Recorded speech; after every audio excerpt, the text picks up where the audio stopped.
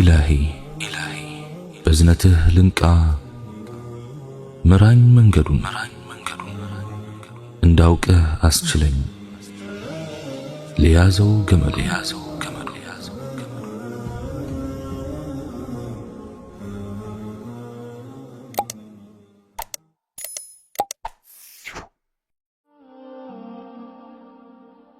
بسم الله. اللهم لك الحمد كما ينبغي لجلال وجهك وعظيم سلطانك، والصلاة والسلام على حبيبنا رسول الله وعلى آله وصحبه ومواله. السلام عليكم ورحمة الله وبركاته. رب اشرح لي صدري ويسر لي أمري واحلل عقدة من لساني يفقه قولي. የኢማን ምልክት الله سبحانه وتعالى እንዲህ ይላል።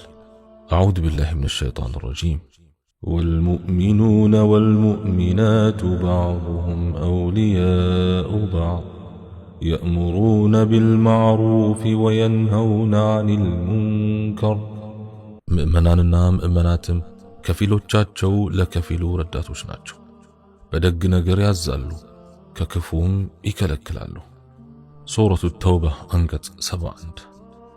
ደመና ዝናብን፣ የእሳት ፍንጣቂ እሳትን፣ የእግር ኮቴ መንገድን እንደሚያመላክቱት በመልካም ማዘዝና ከክፉ ተግባር መከልከልም የኢማንን መኖር ጠቋሚዎች ናቸው።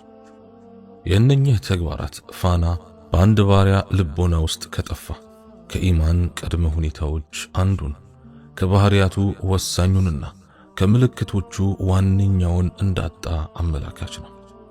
ያኔ ልቦና ውስጥ የኢማን ምንነቱ ይከስማል። የእውነትና የምር መሆኑ ቀርቶ የታይታና የቅርጽ ይሆናል። የቃላት ጋጋታ እንጂ እውነተኛ መንፈሱ ይነጥፋል። ብዥታ እንጂ ተጨባጭነቱ ይቀራል። ነቢያችን ሰለዋቱ ረቢ ወሰላሙሁ ዐለይህ እንዲህ ይላሉ፣ መን ረአ ሚንኩም ሙንከረን ፈልዩገይርሁ ቢየዲህ። ሙንከር ወይም የተወገዘ ነገር ያየ ሰው በእጁ ይቀይረው።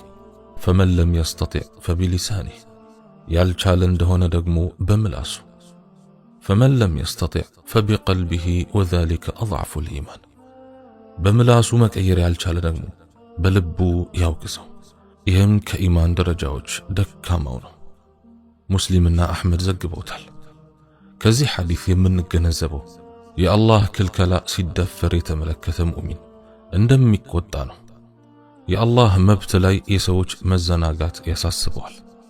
አላህ ክልክል ያደረገው ነገር ሲፈጸም መታየቱ የቁጭት እሳትን በሙእሚኖች ልቦና ውስጥ ያቀጣጥላል። ለዚህም ነበር ነቢያቶች አላህ ክልክል ያደረጋቸው ነገራቶች እንዳይፈጸሙ የነበራቸው ጥንቃቄ ከማንም በላይ በመሆኑ ከሁሉም ሰው በላይ በመልካም ነገር አዛዥና ከክፉ ነገር ከልካይ የሆኑት። በተቆርቋሪነትህ ልክ ከልካይ ትሆናለህ። በከልካይነት ልክ ኢማንህ ይለካል። የእምነትህ ማረጋገጫው በኢማን ጥሪህ አጽናፉን መሙላትህ መሆኑን እወቅ። ነፍሱን የተቆጣጠረና የገመገመ አትራፊ ነው። የዘነጋት ከሳሪ ነው። የጉዞውን መጨረሻ ዘልቆ ማየት የቻለ ይድናል። ስሜቱን የታዘዘ ይጠማል። ዕውቀት ያለው ግለሰብ ለሥራ ይነሳሳል። ሥራ ላይ ያለ ሰው በርካታ ቁም ነገሮችን ይረዳል። መረዳቱ ሲያድግ ግንዛቤውም ይጨምራል።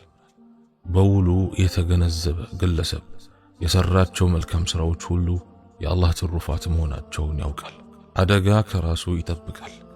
እናም በራስ የመኮፈስ አደጋን ከራሱ ይከላከላል። እስቲ ከኢማን ጋር በተያያዙ የተወሰኑ የነቢያችን ዓለይሂ ሰላቱ ወሰላም ሐዲሶችን እንመልከት። ኢብኑ ዑመር ባስተላለፉት ሐዲስ ነቢዩ ዓለይሂ ሰላቱ ወሰላም እንዲህ ብለዋል፣ መን ሰረትሁ ሐሰነትሁ ወሳአትሁ ሰይአትሁ ፈሁወ ሙእሚን። ደግ ሥራው ያስደሰተውና መጥፎ ሥራው ያስከፋው ሰው ሙእሚን ነው። አሕመድ ዘግበውታል። በሌላም ሐዲስ ዑባደት ኢብኑ ሷሚት ረዲየላሁ ዐንሁ እንዳስተላለፉት ነቢያችን ሰለዋቱ ረቢ ወሰላሙሁ ዐለይህ እንዲህ ብለዋል፣ ኢነ አፍضለል ኢማን አን ተዕለመ አነ አላህ መዐክ ሐይሱማ ኩንት።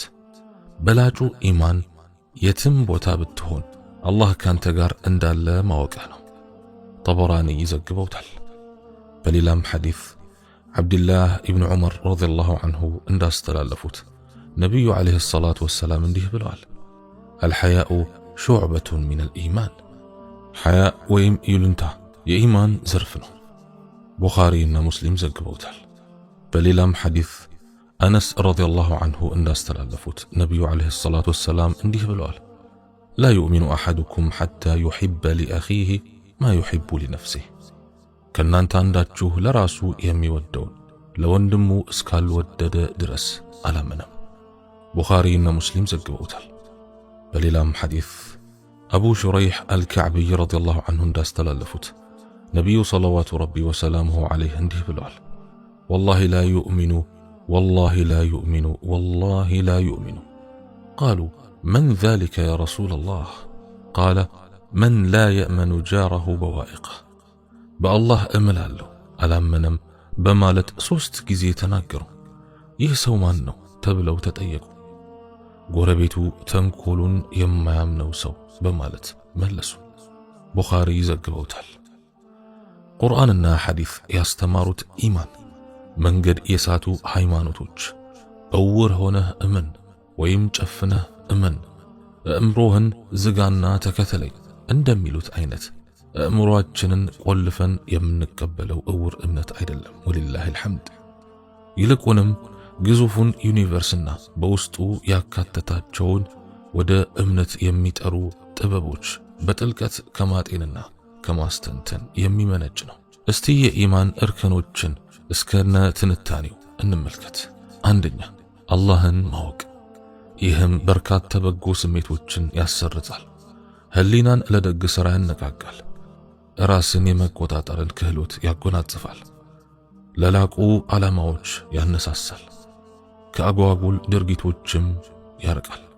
ሁለተኛ፣ መላእክቶችን ማወቅ። ይህም መኖራቸውንና ከመልካም ምግባራቸውን ትምህርት ለመውሰድና ለመመሳሰል መጣርን፣ ለሐቅና ለሰናይ መተባበርን ይጋብዛል፣ ጥንቁቅና ንቁም ያደርጋል። መላእክቶች ካጠገቡ እንዳሉ የታሰበው ሰው መልካም ነገር እንጂ ከርሱ አይመነጭም፣ ለላቀ ዓላማ እንጂ አይንቀሳቀስም። ሶስተኛ፣ መለኮታዊ መጻሕፍትን ማወቅ። ይህም የሰው ልጅ ውጫዊና ውስጣዊ ምሉዕነትን ይጎናጸፍ ዘንድ እንዲጓዝበት አላህ ስብሓንሁ ወተዓላ ያሰመረለትን ቅን ጎዳና ማወቅ ነው። አራተኛ፣ መልእክተኞችን ማወቅ። ይህም ፈለጋቸውን መከተል፣ ባህሪያቸውን መውረስ፣ እነርሱን አርአያ ወይም ሮል ሞዴል ቁድዋ ማድረግ ማለት ነው። ምክንያቱም እነርሱ የመልካም እሴትና አላህ ስብሓንሁ ወተዓላ ለሰው ልጅ ያለመለት ጻዕድ ሕይወት ተምሳሌቶች ናቸውና። አምስተኛ፣ የመጪውን ዓለም ህልውና ማወቅ። ይህም በጎ ነገር ለመስራትና ከክፋት ለመታቀብ ግፊት በማሳደር ወደር አይገኝለትም። ስድስተኛና የመጨረሻው በቀዳእና ቀደር ማመን። ይህም ችግሮችንና እንቅፋቶችን ለማለፍ የሚያስችል ወሰን አልባ ጉልበት ይለግሳል። ይህ እምነት በልቦና ውስጥ ካለና ከሰረጸ ግዙፍ ክስተቶች ሁሉ ኢምንት ሆነው ይታያሉ። ከላይ የሰፈረው ገለጻ በጉልህ እንደሚያመለክተው ኢማን ዓላማው ስብዕናን ማስተካከል፣ ነፍስን ማጽዳትና ፊትን ወደ ላቀ አርአያ ማዞር ነው። ይህ አይነቱ ኢማን ለግለሰቦች ሕይወት ነው። እርሱ ካለ መልካም ሕይወት ይኖራሉ፣ እርሱ ከሌለ ደግሞ መንፈሳቸው ይሞታል።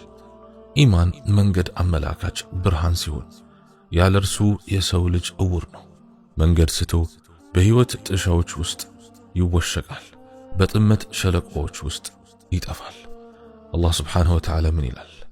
أَوَمَنْ كَانَ مَيْتًا فَأَحْيَيْنَاهُ وَجَعَلْنَا لَهُ نُورًا يَمْشِي بِهِ فِي النَّاسِ كَمَنْ مَثَلُهُ فِي الظُّلُمَاتِ لَيْسَ بِخَارِجٍ مِنْهَا كَذَلِكَ زُيِّنَ لِلْكَافِرِينَ مَا كَانُوا يَعْمَلُونَ ሞት የነበረና ሕያው ያደረግነው ለእርሱም በሰዎች መካከል በእርሱ የሚሄድበትን ብርሃን ያደረግንለት ሰው በጨለማዎች ውስጥ ከእርሷ የማይወጣ ሆኖ እንዳለ ሰው ቢጤ ነውን?